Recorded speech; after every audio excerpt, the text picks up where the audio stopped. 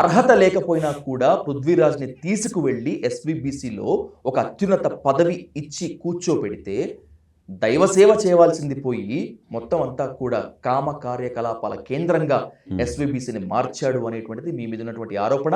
దానికి వాళ్ళు చూపించే సాక్ష్యం కూడా ఆ కాల్ రికార్డింగ్.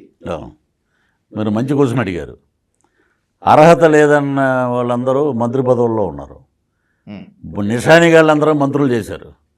ఎందుకు పనికిరాని వాళ్ళందరూ గవర్నమెంట్లో ఉన్నారు.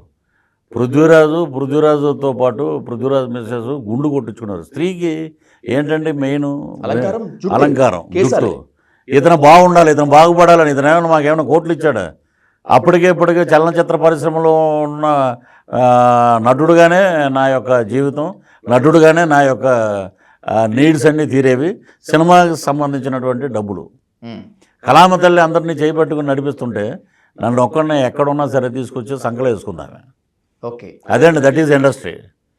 సో నేను నా దగ్గర ఉంటే నా బ్యాంక్ బ్యాలెన్స్ బుక్కులన్నీ నేను కింద వేస్తాను.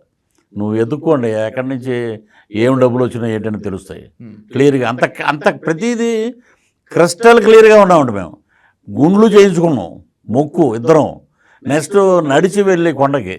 నెక్స్ట్ ఏంటంటే 1 year వ్రతం చేసేవాడి కేవలం జగన్మోహన్ రెడ్డి సంక్షేమం కోసం. జగన్మోహన్ రెడ్డి సంక్షేమం ఒకటి పక్కన పెట్టండి, మిగతాది ఎటువంటి ఎలిగేషన్స్ మనకి మీద రాకూడదు.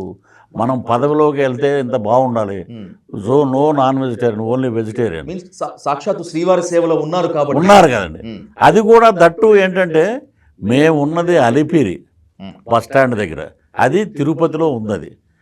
చుట్టుపక్కలంతా మందు షాపులు, వైన్ షాపులు ఇవన్నీ తిరుగుతున్నాయి. తిరుపతి వేరు, తిరుమల వేరు.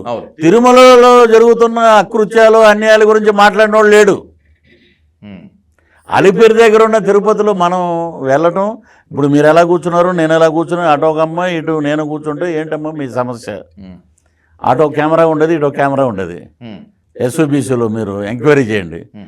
వాళ్ళు ఏమంటే మమ్మల్ని ఎలా అంటారంటే కెమెరా ఉంది కదండి అంటే, కెమెరా ఉంటేనే నేను వింటాను చైర్మన్గా మీ మాట, ఎందుకంటే మీ సంగతులన్నీ నాకు తెలుసు.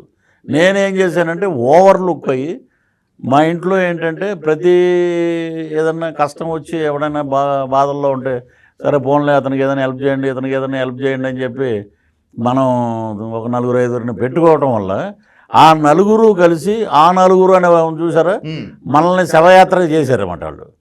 వాళ్ళు మనకు తెలియకుండా దర్శనంకి మిస్యూజులు చేయటం, ఇలాంటివి చేయటం, అలాంటివి చేయటం. పృథ్వీరాజ్ అనేవాడు ఇచ్చిన ఉద్యోగాలు కూడా అవి ఏంటంటే అండి డైలీ వేజెస్.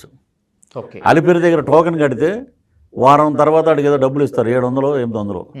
అలాంటి ఉద్యోగాలండి. అర్హత ఉన్న వాళ్ళకి ఇవ్వమన్నాడు జగన్మోహన్ రెడ్డి గారు. అప్పుడు ఇచ్చిన వాళ్ళందరూ ఎవరు అనుకున్నారు?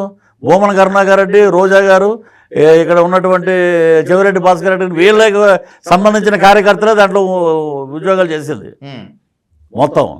ఈ ఎక్కడ పేరు వచ్చేస్తుంది పృథ్వీరాజ్కి?